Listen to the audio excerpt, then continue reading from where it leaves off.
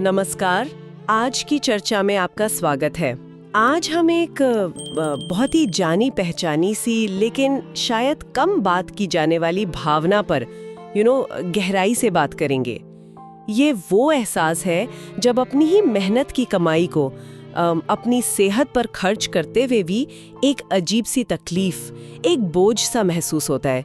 ये सिर्फ पैसे जाने का गम नहीं है, मतलब कुछ और गहरा है इसमें। सोचिए, सेहत पर खर्च तो एक तरह का इन्वेस्टमेंट है ना? अपने भविष्य के लिए, अपनी क्षमता बनाए रखने के लिए।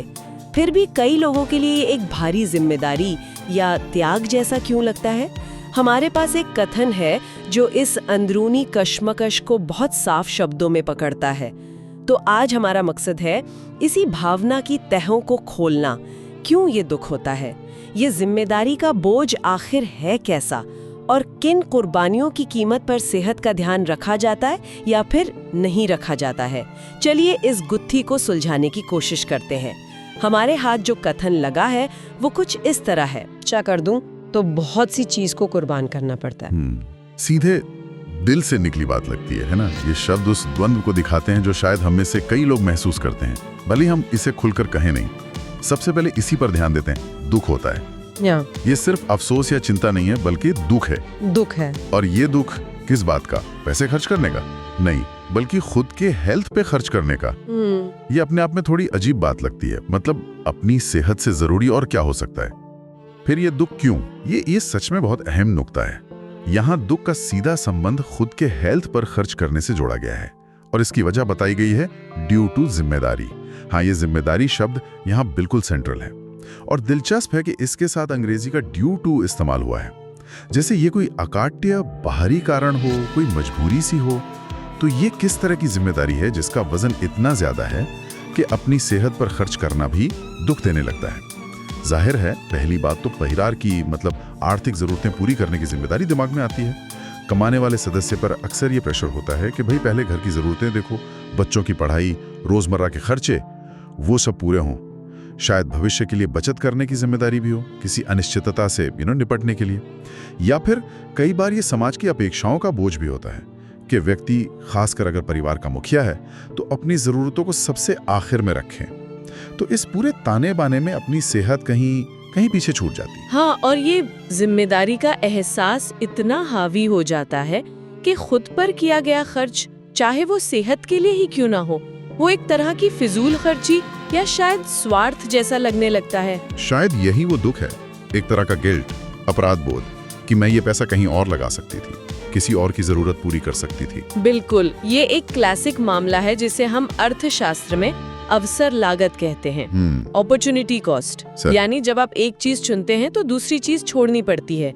लेकिन यहाँ ये सिर्फ आर्थिक लागत, मतलब इकोनॉमिक कॉस्ट नहीं है, ये भावनात्मक लागत, इमोशनल कॉस्ट कहीं ज्यादा गहरी है। जब कथन कहता है अगर खुद पे जरा भी खर्चा कर दूं तो बहुत सी चीज को कुर्बान करना पड़ता है, तो ये उसी इमोशनल बोझ को दिखाता है। और ये बहुत सी चीज जिनका जिक्र है, ये क्या हो सकती हैं? ये तो बहुत सब्जेक्टिव होगा शायद। किसी के लिए ये बच्चे की नई किताब हो सकती है। हाँ बिल्कुल। किसी के लिए घर की मरम्मत, सही। किसी के लिए त्योहार का छोटा सा जश्न, या शायद महीने के आखिर में थोड़ी राहत की सांस। ये लिस्ट तो अंतहीन हो सकती है। ये वाक्य बताता है कि सेहत पर खर्च एक आइसोलेटेड फैसला नहीं है, ये सीधे सीधे किसी और जरूरत या ख्वाहिश को काटने जैसा है। सही कहा। और ये जरा भी खर्चा वाली बात भी गौर करने लायक है। ऐसा नहीं है कि किसी बड़ी बीमारी या कोई बड़े ऑपरेशन की बात हो रही हो। यहाँ हो सकता है ये डॉक्टर की मामूली सी फीस हो, कुछ जरूरी टेस्ट हो, या थोड़ी बेहतर डाइट ही क्यों ना हो। लेकिन सीमित संसाधनों में ये जरा सा खर्च भी बहुत भारी लग सकता है, क्योंकि उसका सीधा असर किसी दूसरी, शायद ज्यादा तात्कालिक, ज्यादा इमीडिएट लगने वाली जरूरत पर पड़ता है। ये एक तरह की जीरो सम सोच बन जाती है। अगर सेहत को कुछ मिला तो किसी और चीज से छिन गया। ये स्थिति तो बहुत तनावपूर्ण लगती है। एक तरफ आपको पता है कि सेहत जरूरी है, शायद सबसे ज्यादा जरूरी, डॉक्टर, दोस्त, घरवाले सब यही कहते हैं, और दूसरी तरफ उस पर अमल करते हुए आपको तकलीफ हो रही है, दुख हो रहा है। ये एक अजीब तरह का मानसिक और भावनात्मक फंदा है ना? हाँ, और ये उन लोगों के लिए और भी ज्यादा मुश्किल हो जाता है जिनकी आय वाकई में सीमित है, या जो आर्थिक रूप से, मतलब फाइनेंशियली इनसिक्योर महसूस करते हैं। उनके लिए हर रुपया मायने रखता है। जब महीने का बजट पहले से इतना टाइट हो, खिंचावा हो, तो डॉक्टर की फीस देना या महंगी दवा खरीदना वो वाकई में किसी दूसरी बुनियादी ज़रूरत को कुर्बान करना हो सकता है। ये सिर्फ एक भावना नहीं बल्कि एक कठोर वास्तविकता भी हो सकती है कई लोगों के लिए। अगर हम इसे थोड़ा और व्यापक नज़रिए से देखें, मतलब बिगर पिक्चर में, तो ये दिखाता है कि हम समाज के तौर पर व्यक्तिगत स्वास्थ्य को कितना महत्व देते हैं, खासकर जब वो दूसरी जिम्मेदारियों के सामने खड़ा हो। क्या हमारे सामाजिक सुरक्षा के इंतजाम, हमारा सोशल सेफ्टी नेट इतने मजबूत है कि लोग इस तरह की कश्मकश से बच सकें? ज़्यादातर मामलों में जवाब शायद नहीं है, इसीलिए ये बोझ व्यक्ति पर ही आ पड़ता है। मतलब ये सिर्फ एक व्यक्ति की सोच या उसकी प्रायोरिटीज का मामला नहीं है, ये उसके आसपास के आर्थिक और सामाजिक माहौल से भी जुड़ा है।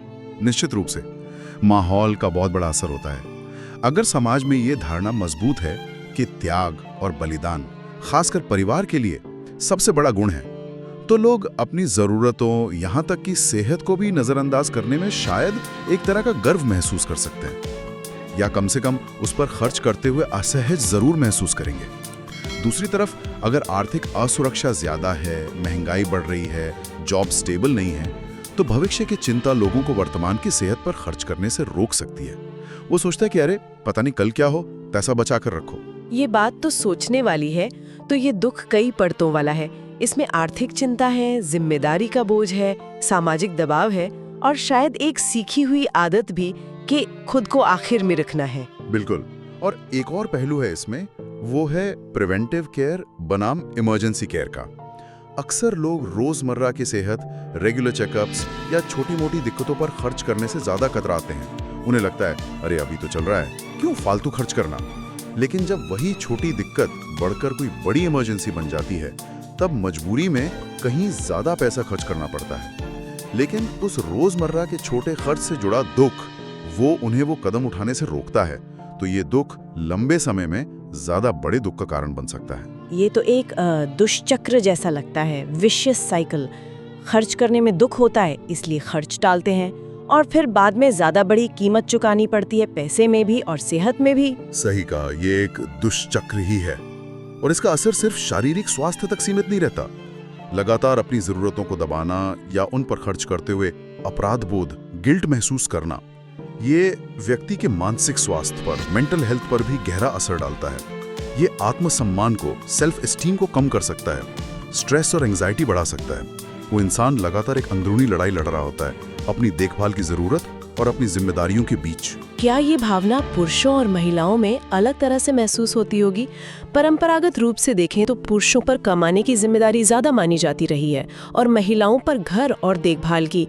क्या इससे फर्क पड़ता है कि कौन अपनी सेहत पर खर्च करते हुए दुख महसूस कर रहा है? हाँ, ये एक दिलचस्प सवाल है और इसमें काफी भिन्नता हो सकती है। बिल्कुल, जहां पुरुषों पर कमाने का दबाव उन्हें अपनी सेहत पर खर्च करने से रोक सकता है, परिवार के लिए कमाना ज्यादा जरूरी है वाली सोच, वहीं महिलाओं में अक्सर खुद को सबसे आखिर में रखने की प्रवृत्ति देखी जाती है, खासकर केयर गिविंग रोल्स में।